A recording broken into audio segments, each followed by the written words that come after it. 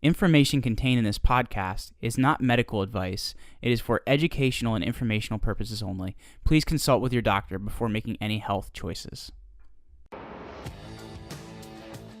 You're listening to the Take Back Your Health Now podcast, the show that interviews the top doctors, athletes, trainers, and entrepreneurs to help you find the holy grail of health. Now here's your host, Dr. Dan Margolin.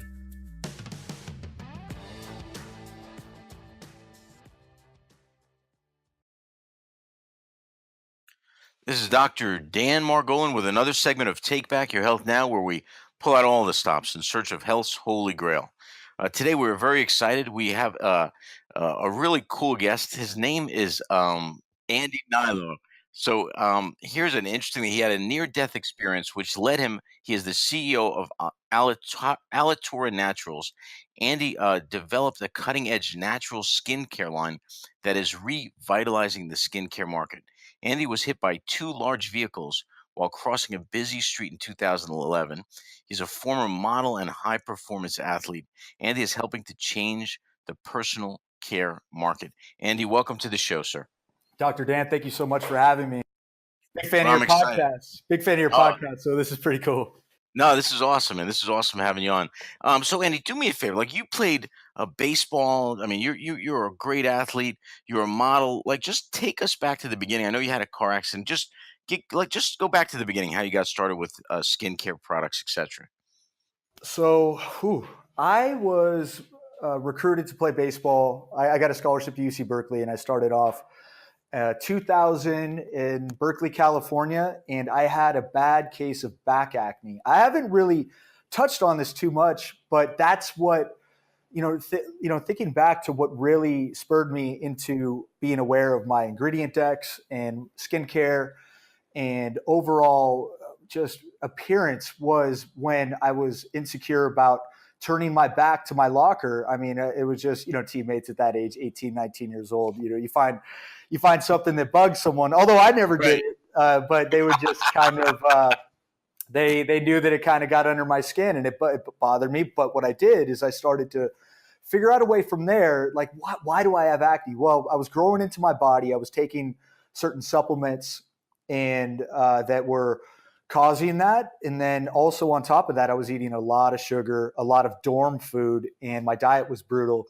And so the products didn't help. I was using Clearasil. I was using, the heavily marketed. Right. Yeah, I see that commercial for. You said Clearasil didn't really do it for you. I see the commercials for that all the time.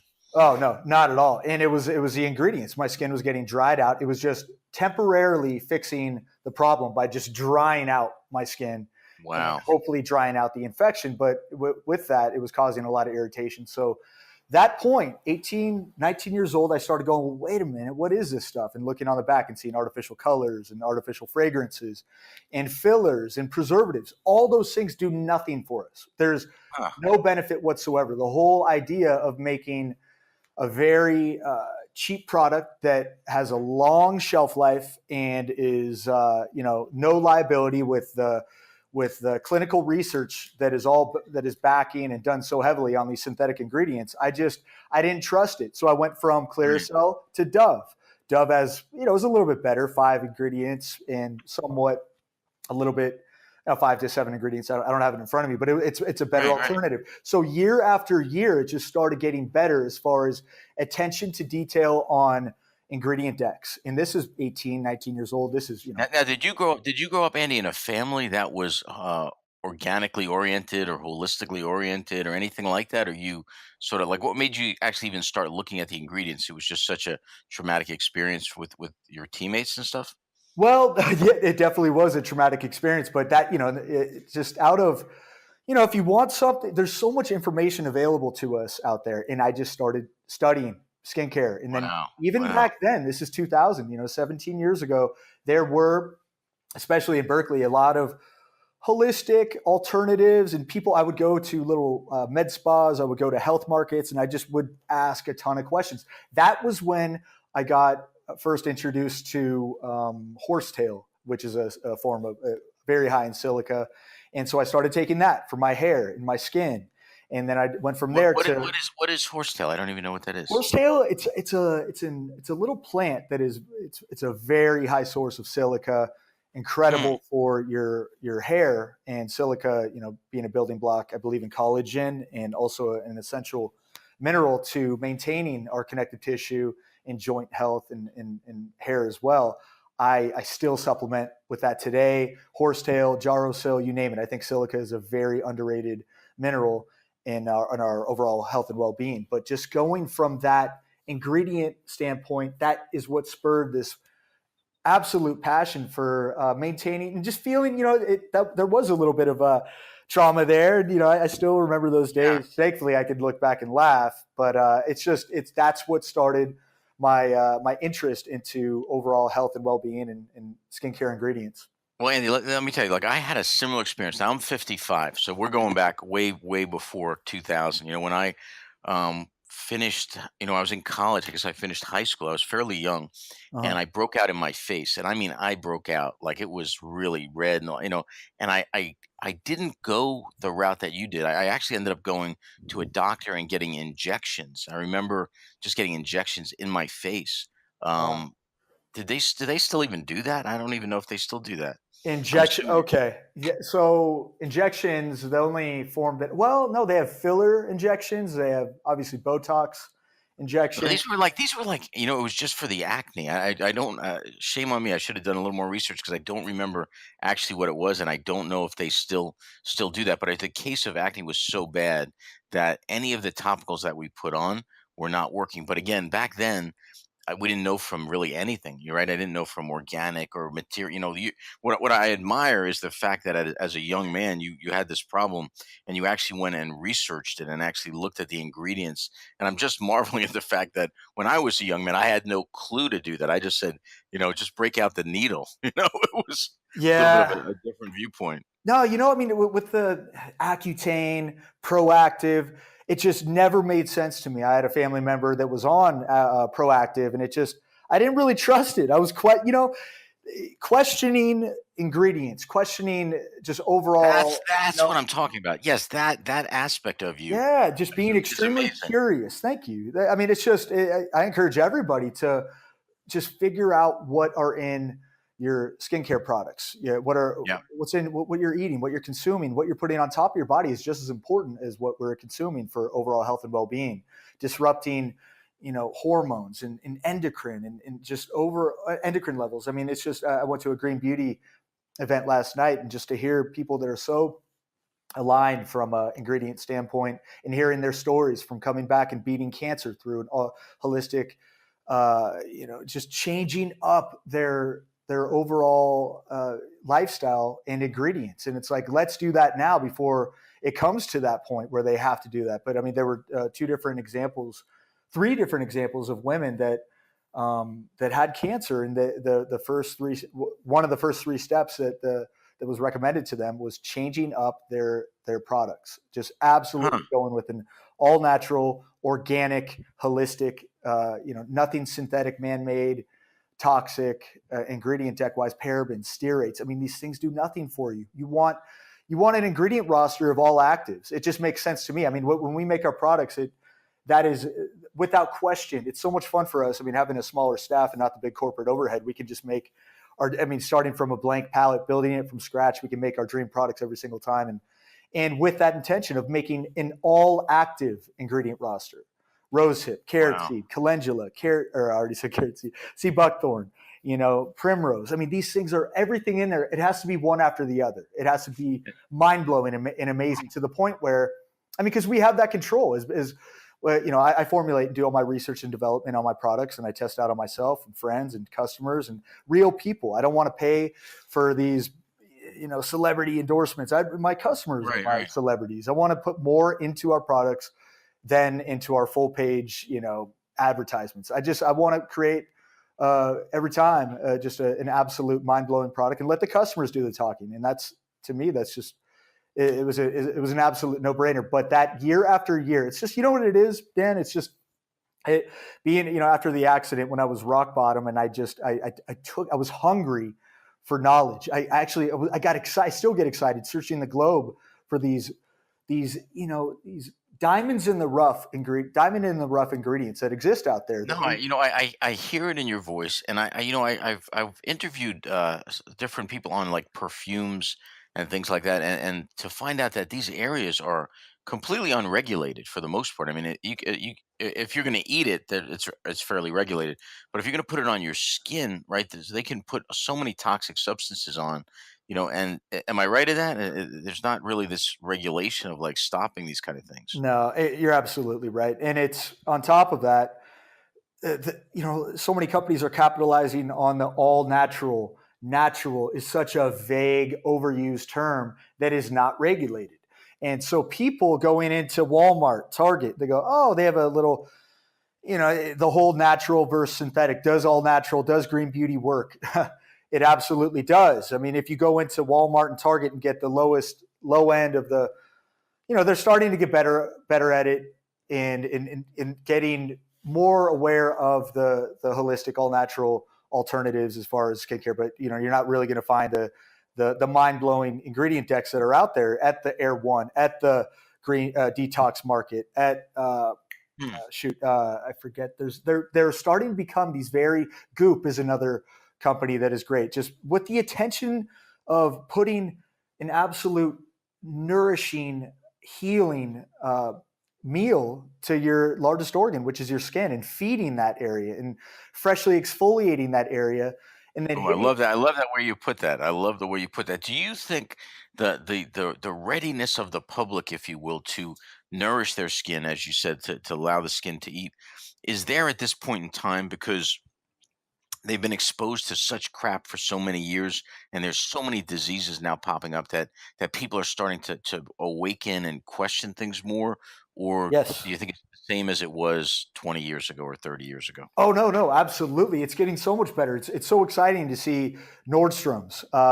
Sephora could be a little bit better, but it just takes one step in the right direction that can lead to a big movement. And I feel that. I see that. I'm having Nordstrom's right now is evaluating our line, and that's really cool because you walk into a Nordstrom's, 10 years ago, and it's just the heavy or big corporate names, and with no real importance on the green beauty and the holistic alternative with the organic extracts and the actives and the essential oils and just the beauty of constructing an all natural product. It was about the heavily the clinical studies, the heavily researched studies that who knows how they were funded. I mean, but I got to imagine at some point the reason they went that way is because that's what's sold, right? And it's almost like the right. public was not necessarily ready for it yet. And now it seems from what you're saying and from what I'm seeing that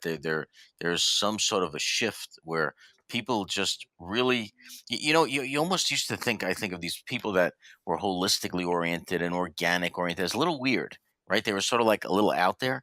Right. And now it's mainstream. Now it's really like if you're not doing it, you're a little weird. Right. It's almost like totally shifted.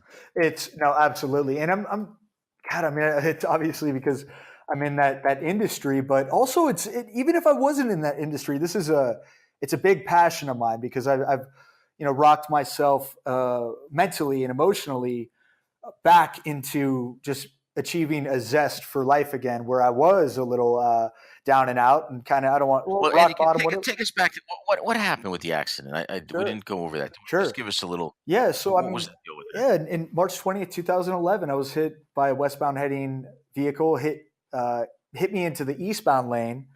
Oh, God. I got run over by consecutively by another vehicle, and then I lost consciousness, woke up at Cedars-Sinai ICU with my jaw protruding through the bottom of my mouth, and just had a very, very bad compound fracture of the left side of my face. I broke 7 ribs. I had a collapsed lung, and I had a catheter in an ICU bed, and I'm lucky to be here talking to you. And so what I did, I mean, that was a long, long road to recovery, and I'm still kind of going through some things. But I mean, people don't survive accidents like that, and I was really excited. I mean, I just like it's a really surreal feeling to walk away from such a, I don't know what it is. I'd like to know what type of fight or flight response my body had through going through that trauma, because I was kind of giddy for a while after that, because maybe your system is just, maybe you could explain it. It was just, I was just high for a little bit, for a while, on wow, like what I had just went through. My body may Wow. have just been shooting those natural painkillers throughout my body. Now, granted, I was on some morphine as well, but that wore off. And Sure.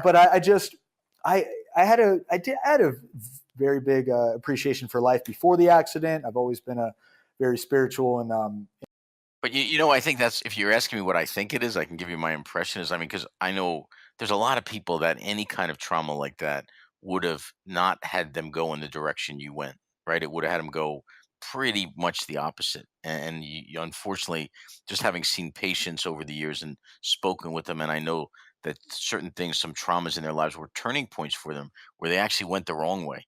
And to hear somebody like yourself where they took that trauma and they took their inner fortitude and their inner spirituality and their inner strength and actually became greater than that trauma. I mean, it is awesome, man. So that's you. That's like my I'm clapping my hands to you right hey, I now, my really, friend. That is no, thank you. I mean, I really appreciate that. I had a lot of love for my family and my friends around me, and I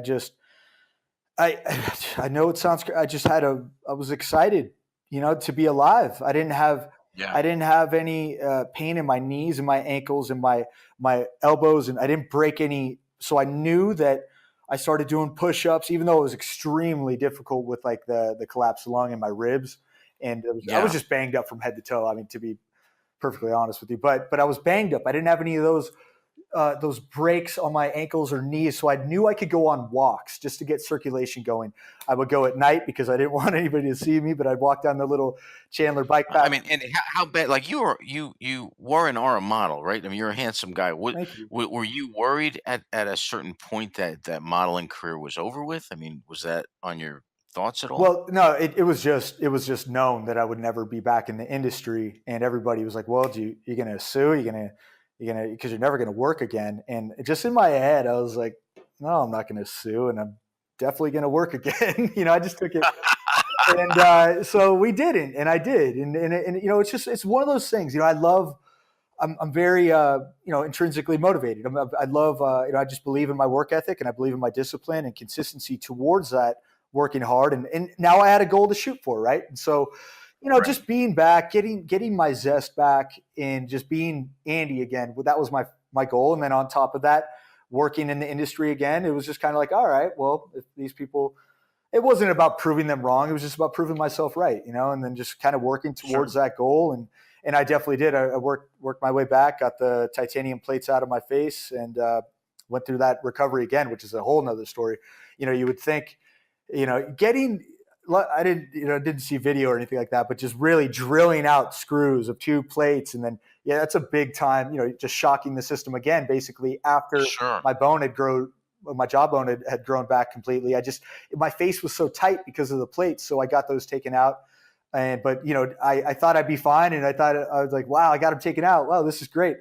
And then the painkillers wore off, and I almost called an ambulance because I thought I could just kind of handle it. And I didn't really. I know people are probably laughing or shaking their head over there, but I mean, it's just, Yeah. I thought I was out of the woods, and I got my plates out, and that was even, I think it was just as hard, if not harder, than the first recovery of putting the plates in. I mean, it was really, Wow. removing the screws from an actual bone and just, drilling them out. I mean, I can't imagine what that was like, but, Yeah.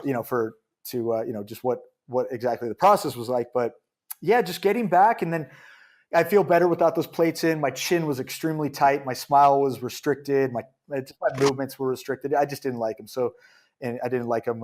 How long, Andy? How long did it take from the accident to, well, when you started modeling again? I guess.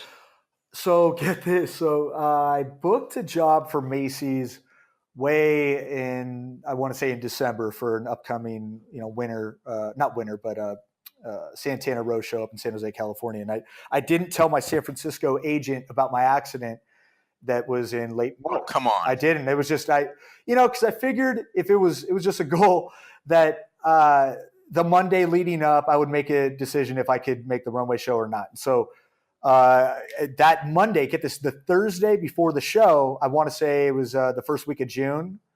So we're looking at, April, May, 8-9 weeks out or whatever, I got my wires taken out. I got my teeth cleaned, and I did the runway show that Saturday. So Thursday, I had one day off, made the trip Wow. up. Unbelievable. Yeah, I definitely, they couldn't tell until they saw the right side of my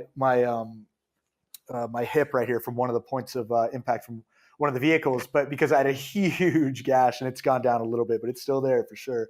And I had like one of the only shirtless scenes in there. So that was, it's kind of ironic that happened, but anyway, it's, I did it. So, but that, you know what that is though? It's just, it gave me like that momentum. I needed that little victory to kind of spin me back in. I was in there, I was very self-conscious walking in, wondering if the client was going to be like, hey, what's going on? But really you couldn't really tell. My face on the left side was a little swollen, but I just, with modeling, it's not like you're doing a ton of smiling. And so I just kind of kept my mouth closed. My teeth were, I had bonding on my teeth. My front 3 teeth were completely gone from pavement when I smacked the pavement. I had concrete in my teeth. They actually had to bring Andy, let me ask you a question. You just are remarkable. Just talking to you, I just can feel like your energy and stuff. Thank you. What advice would you give to people that have gone through traumas, right? That give some advice to them. How because it's not just like a short thing, right? It's not like, hey, you had the trauma and you jump up and you go, man, I'm going to make it, because you could definitely feel that way. But then life kicks in and there's a persistence factor where you're Yes. talking about weeks and months, and the mundane aspects of life kick in. And that's when you probably introvert more and more and more. How did you stop that?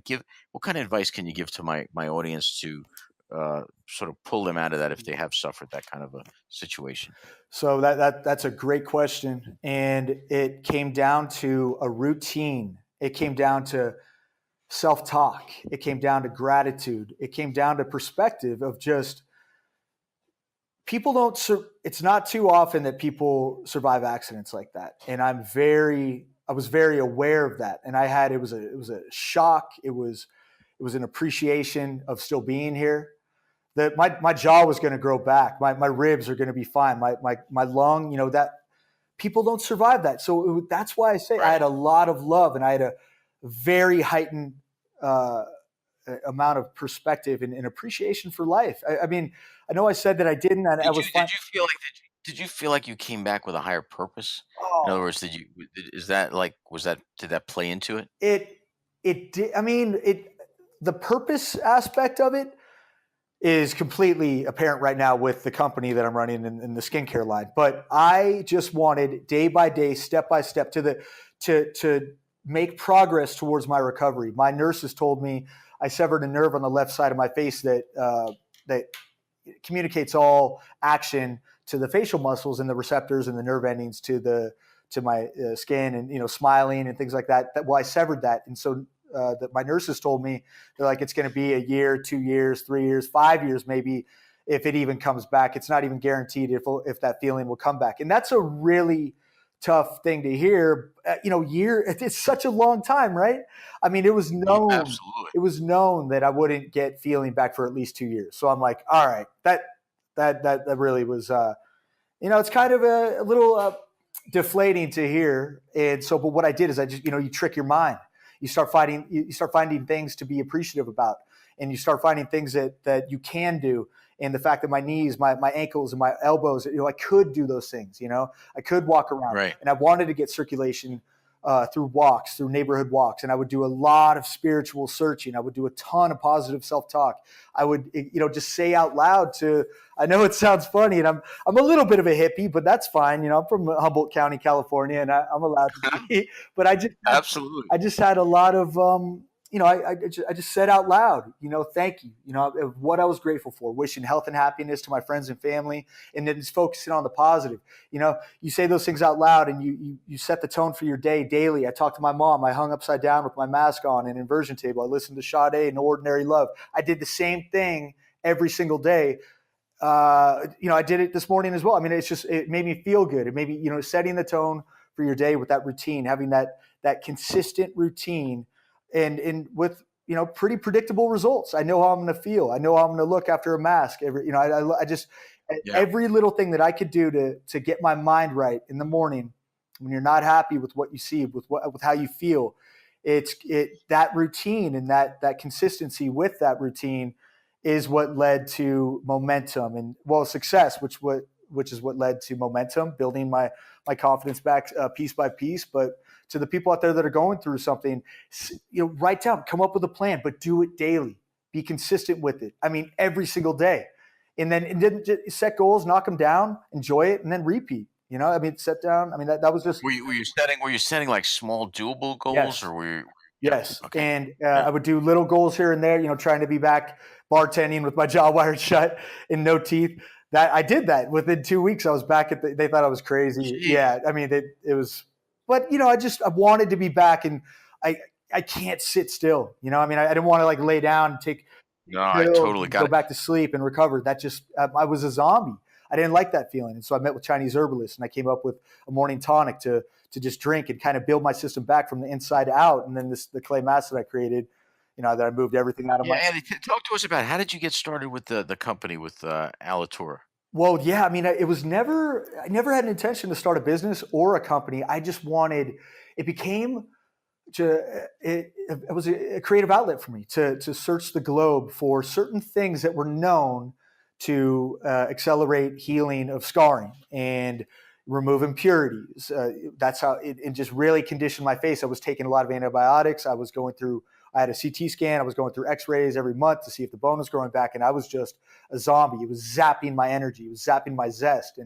And so I started meeting with people. I became a sponge, and I just became obsessed with searching ingredients and studying spa treatments. And then in the back room of my old little dingy studio apartment, I bought a mud mixer from Home Depot and started going to, I mean, I'm fast forwarding a little bit, but I would, the same people who saw me in the ICU were so blown away with my appearance and just wondering what I did. And as hard as it was to be an athlete and a guy, I was like, well, I'm wearing this mask every day. And they're like, this mask? I'm like, well, how'd you come up with it? Or they said, how'd you come up with it? I'm like, well, necessity is the mother of invention. I mean, I just wanted to get my circulation to the surface of the skin and hopefully get some scar tissue moved around a little bit, remove some of the heavy metals from the CT and x-rays, and get the antibiotics out of the system. I mean, the clays just have an amazing ability of pulling toxins and pulling impurities away, and then hitting that freshly exfoliated area with the really dense ingredients of the clay mask, like the colostrum, the pearl powder, organic kelp powder, and the vitamin C, a little American ginseng, and then a blend of 4 clays. It was just an absolute meal that healed me. Wow. So Andy, so now with your products, so the products are, who would use them? Like who would most benefit from, or is it mostly men? Do you get men and women? Who would use it? And also, are there people that are recovering from burn victims, or like how does that fit in there? That's a great question. And so our customer database is 55% women, 45% men. But I really, from touching on the like from a burn unit, that is something I really want to get into. I want to go back to Cedars-Sinai Hospital. I want to work with them. I want to meet I've gone back and talked to the nurses, and I love doing that. But I want to meet the doctors that worked with me and thank them and worked on me and thank them. But I also want to give back in some way, whether it's the moisturizer, whether it's a mask. There's got to be a partnership there, and I want to do it. And so thanks for, I know I thought about it in the past. So that's something I definitely want to do, is get more involved with, I feel like our moisturizer would be incredible for burn victims. And I know it'd be, for scarring, and just firsthand how it has benefited me, maybe with a derma roller before that to help open up the dermis and really get the ingredients just past that layer for maximum absorption, optimal absorption. But yeah, it's men, women, whoever, I like to look, or I like to feel my best in every situation, and using the mask, it has like an aromatherapy aspect to it when you add things like sweet orange oil, lemongrass, clary sage, and just on top of that, just the pulling action, getting that tightening, releasing a lot of that congestion around the eye area. It's so important for us to really go into every situation, both personal and professional, daily, confident and locked in and feeling your best. And I think the best way to do that and to set the tone for that is with me, is with the clay mask. I do it. How often do you play it? How often do you put it on? I do it every other day. Sometimes, if I'm at a conference over the weekend, I mean, it's gentle enough where it's not that harsh and drying, and you're not disrupting the dermal layer by doing it. Like, so if I'll go Friday, Saturday, Sunday, sometimes if I'm at a conference, and just to, you're up early, you know how that goes. And just, if you have a Sure. long, How long do you have it on for? I leave it on until it dries. So sometimes if you put it on in the morning, you go and start knocking out emails and calls, I'll have it on for a couple hours if I can. But, also, if somebody 30 minutes until it dries, that's completely fine as well. Right, right.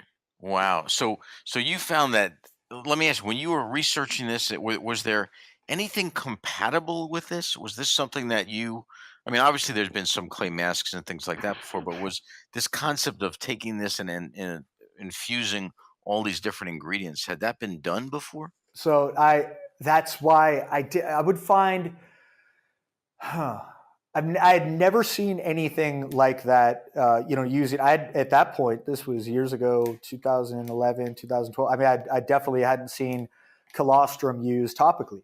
I had never seen pearl powder used topically. I definitely hadn't seen American ginseng used topically either.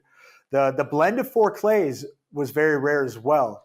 We're using iLite, we're using Rasul, kaolin, and definitely bentonite as our heavy hitters as the base clay formula for the mask. And then we back it up with actives, just feeding it, really nourishing your largest organ, and just, introducing the micronutrients, the minerals, the antioxidant capacity of, kelp powder being loaded with sodium alginate, vitamin A, C, K, B12. I mean, I just knew that it was going to be incredible for my healing, incredible for my skin. I knew that, luckily, going into it, that our skin is our largest organ, and what you put on top of it. I mean, I've always been, like I said, with the background of with the acne, I've been extremely just aware of my ingredients. And so I took that. It was definitely accelerated after the accident, and I didn't want to use the creams and the serums that the surgeons were recommending that I use to counteract the scarring and accelerate the healing of my abrasions. So that is where I just, my night cream now,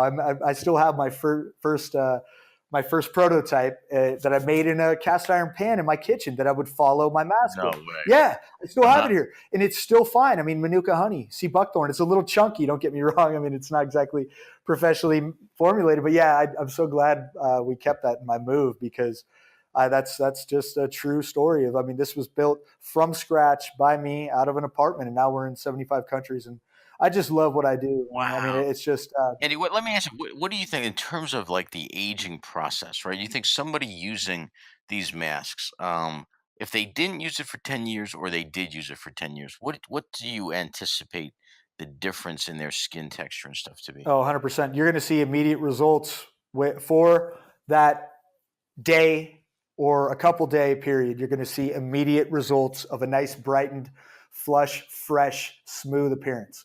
I mean, and that's how I want to be every single day, right? And so if I'm going every other day, you're getting that nice carryover from a mask you did the night before or the day before. I mean, you're getting a nice, firm, smooth skin tone with that, all those capillaries that become stagnant underneath your eye. I mean, you want to talk about an eye treatment. You want to talk about getting rid of those bags and those dark circles.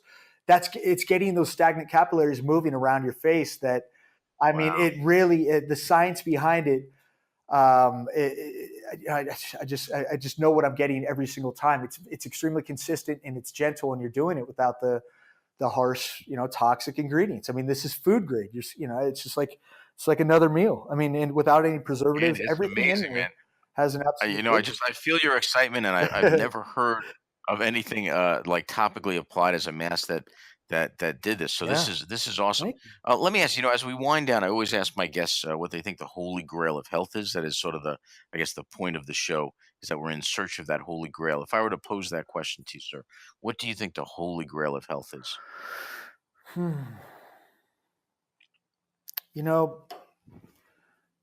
The holy grail of health for me can be, I mean, there could be so many different ways.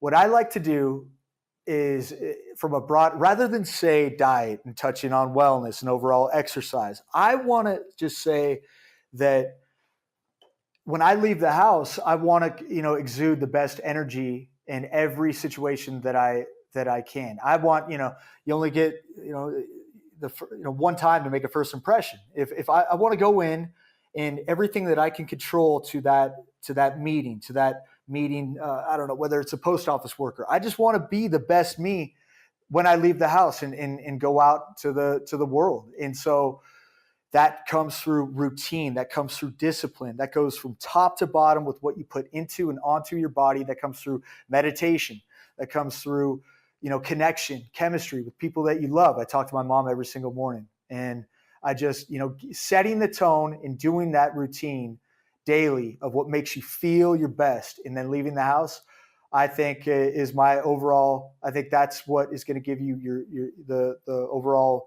best holy grail of health. I would say. You know what I mean? Does that make sense? No, it's actually no. It's a mind over matter kind of Yes. concept, right? Where it's like, listen, as long as you maintain that positive attitude, you can accomplish anything. This is what I tell my daughter. I'm like, in life, people are going to beat the crap out Right. of you, and the only way it's actually going to work is if you accept it. Honestly, that's it. Yeah. If you believe that you can be beaten, but if you I've met so many people that you would think, these people could not accomplish anything. Yet they didn't believe that. They thought they could take on the world. And you know what? They took on the world, and you are a living, breathing example of that. And it is awesome having you on the show, and I really appreciate you taking the time to talk with me. Hey, no, I'm a big fan. I'm just, when I saw that email come in from Take Back Your Health, I gave a huge war cry around the house. I'm just really, I'm really grateful to be here. Thank you for having me on. And it's just, No, it was my I'm sure pleasure. you can relate. It's just, this is fun. We're helping people feel better about themselves, and we get to make a living off that. I mean, what more do I want? That's it. I'm good. No, you're right. And how would people that want to find out more about your products, find out more about you, how would they do so, sir? Sure. So I'm on Facebook at Andy Hnilo. My last name is a little different. It's Hnilo. The H is silent. And then also on Facebook at Alitura Naturals. That's Alitura Naturals, Naturals. Our website is alituraNaturals.com.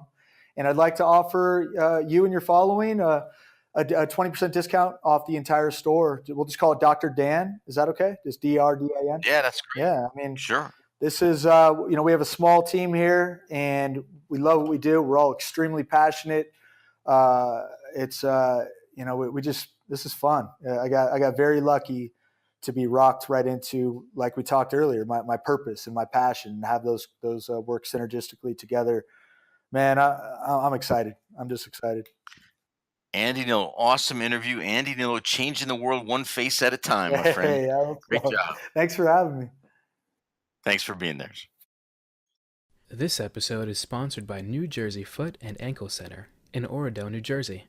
Remember, when you have a foot problem, you've got a foot doctor in the family. Weekend and evening appointments are available.